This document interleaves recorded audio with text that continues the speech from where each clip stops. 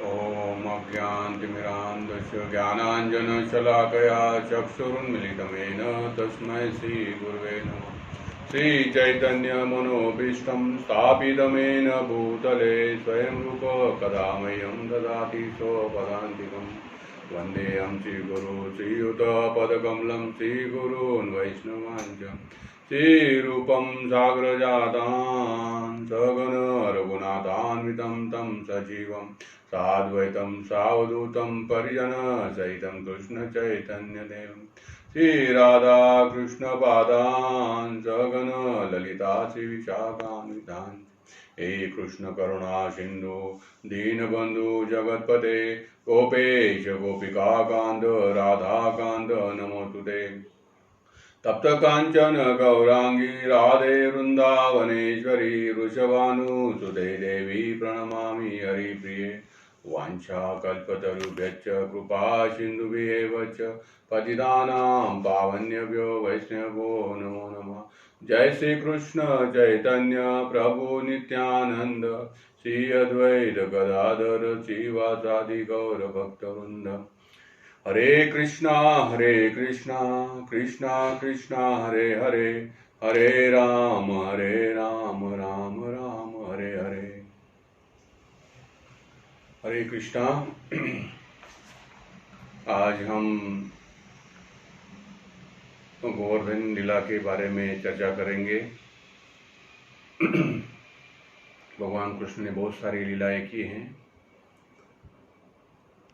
तो आज गोवर्धन लीला जो कार्तिक मास के दीपावली के दिन हुई थी,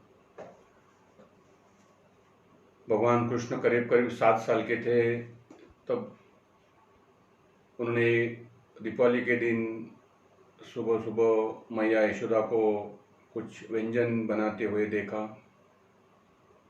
अपने बाबा नंद महाराज को उन्होंने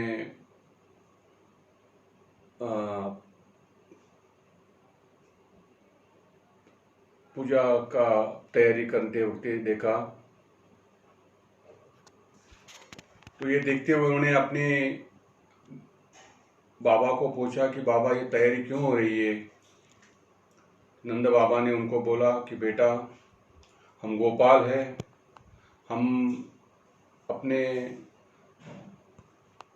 जो उधर निर्वाह है उसके लिए गायों के ऊपर निर्भरित होते हैं। उधर निर्वाह है उसके लिए गायों के ऊपर निर्भरित होते हैं। गाय हमें दूध देती है, दही देती है, लेकिन ये तब होगा कि उनको घास मिलेगा, और घास तब उगेगा कि जब बारिश हो, वर्षा हो। और ये बारिश इंद्र देवता देते हैं, जो देवताओं के प्रमुख है। इसलिए ये सदियों से हमारी परंपरा है कि हम हर साल दीपावली के दिन इंद्रदेव की पूजा करते हैं और उनको भोग अर्पण करते हैं। तो इस साल भी हम वो पूजा की तैयारी कर रहे हैं।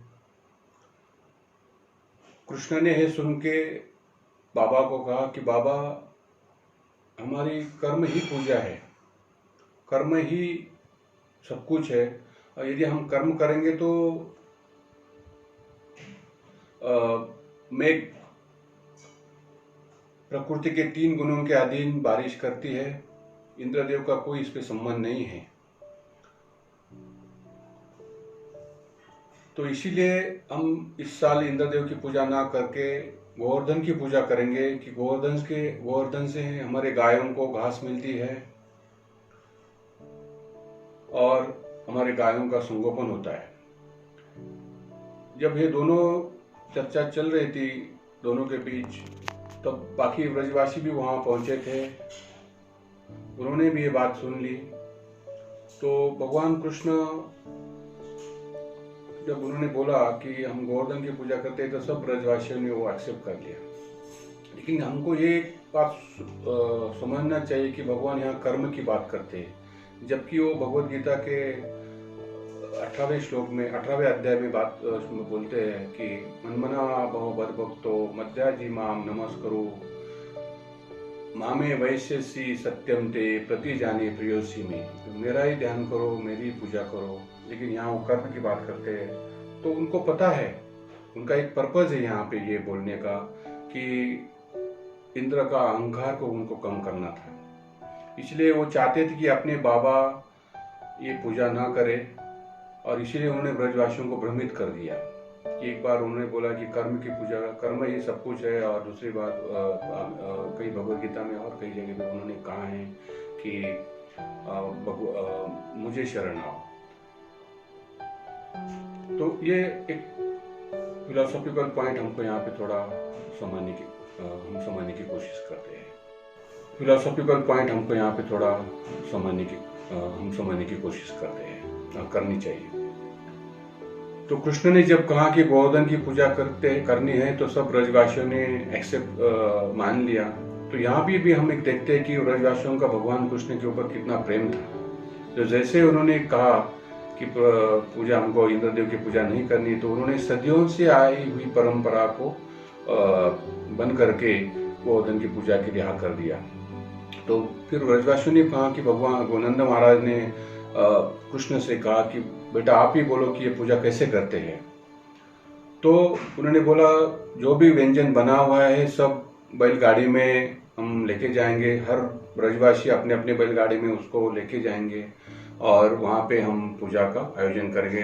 तो सब ब्राह्मणों को उन्होंने बुलाया, जो भी गोपियाँ सब गायों को, उनकी बछड़ों को लेके, और अपना जो भी व्यंजन बने थे सब ब्रजवासी अपने अपने बैलगाड़ी में उनको लेके वो गोवर्धन के पास चले गए। गोवर्धन में सब अन्न का जो भी व्यंजन बने थे, जो भी मिठाई बनी थी, सबका उन्होंने एक अन्नकूट बनाया, बहुत ही अन्नकूट बनाया। वो गोवर्धन जैसे दिख रहा था।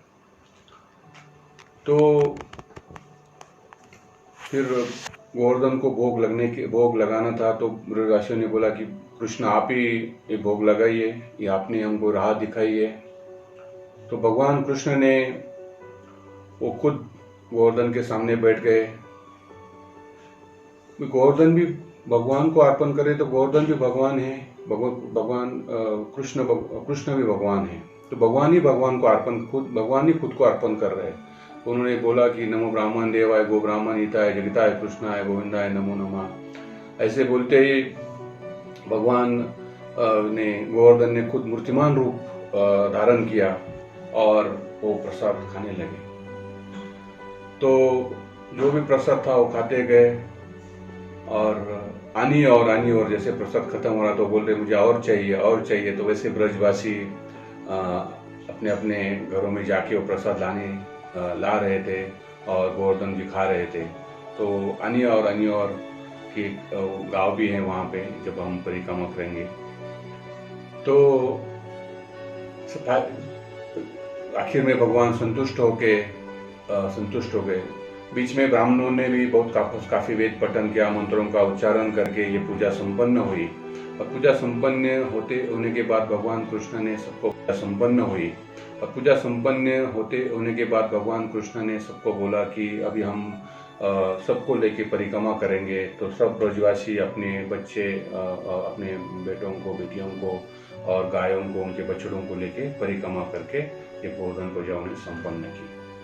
तो ये एक बीच में हमको एक समझना का पॉइंट है कि यहाँ भगवान जब गोवर्धन रूप धारण किए, तो गोवर्धन भगवान भी है, लेकिन एक यहाँ पे एक फिलोसॉफिकल पॉइंट हमको याद करना है भक्तों को कि गोवर्धन जी भगवान भी है और गोवर्धन भगवान के सेवक भी है। थोड़ा अंचित भेदाभेद का फिलोसॉफी यहाँ पे हमको समझने की कोशिश करेंगे, क्योंकि वो खुद भगवान है, क्योंकि वो भगवान के हृदय से निकला हुआ एक टुकड़ा और गोवर्धन के रूप में बदल गया था वैकुंठ में। उनको बाद में या पृथ्वीलोक में लाया गया, वो अलग स्टोरी है, हम उसमें जाएंगे नहीं।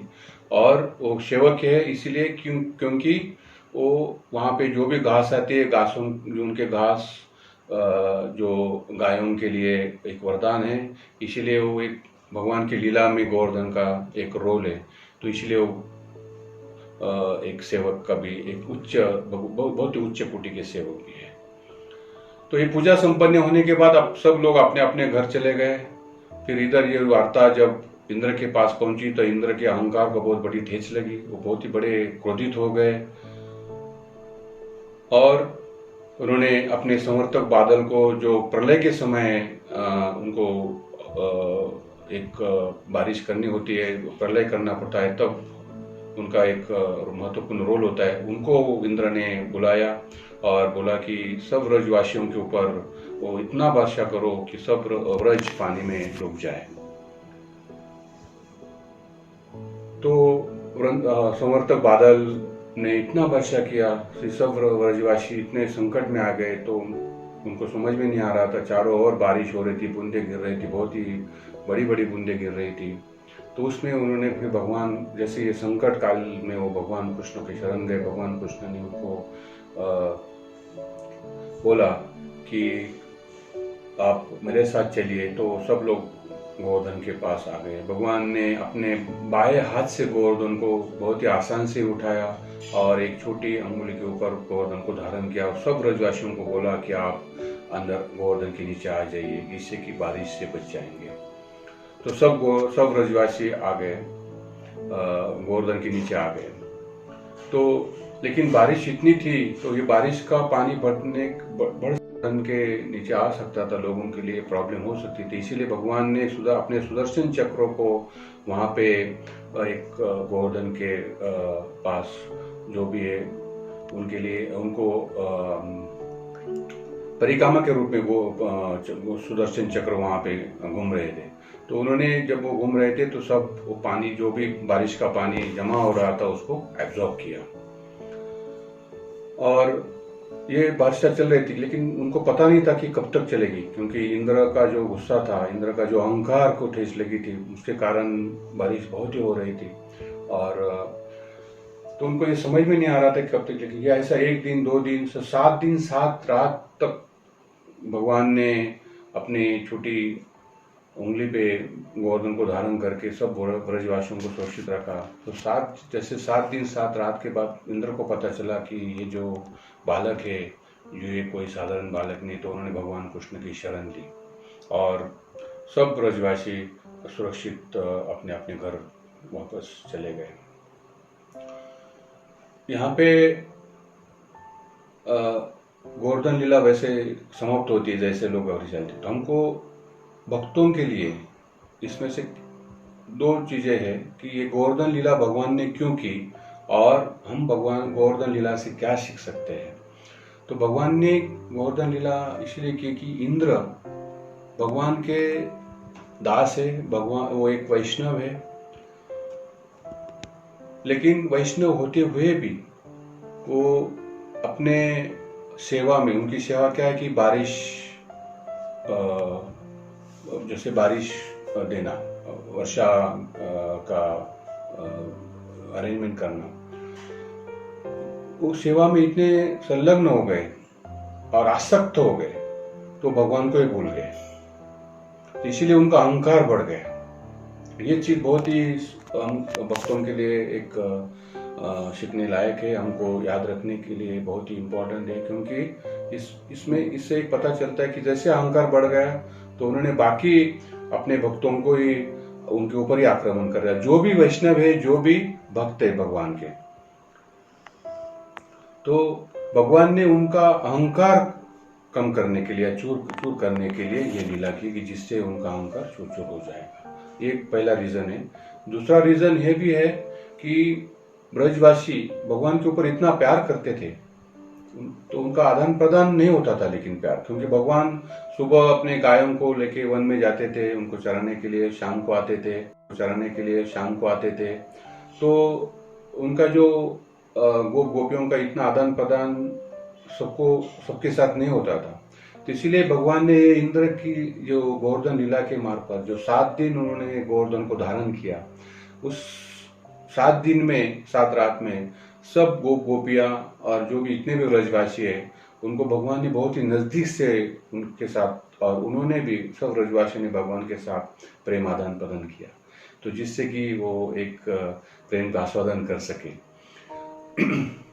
तो ये जो दो मुख्य कारण है कि जिससे कि भगवान ने गोवर्धन लीला की। हम लोग क्या सीख सकते हैं कि कितना भी संकट आए हम भगवान को भूलना नहीं चाहिए। जैसे व्रजवासी, बहुत बड़ा संकट आया था लेकिन उन्होंने भगवान का आश्रय लिया।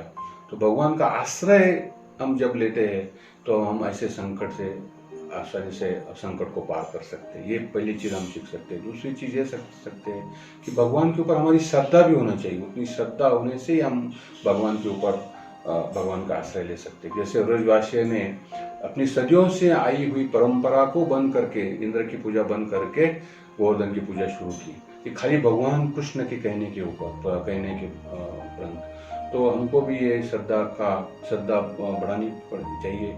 और कितना भी कठिन समय आए, यदि हम भगवान का कीर्तन करेंगे, भागवतम और भगवद गीता का पठन श्रवण करेंगे, तो हम ये संकट को पार कर सकते हैं। हरे कृष्णा कृष्णा कृष्णा हरे हरे, हरे राम राम राम हरे हरे।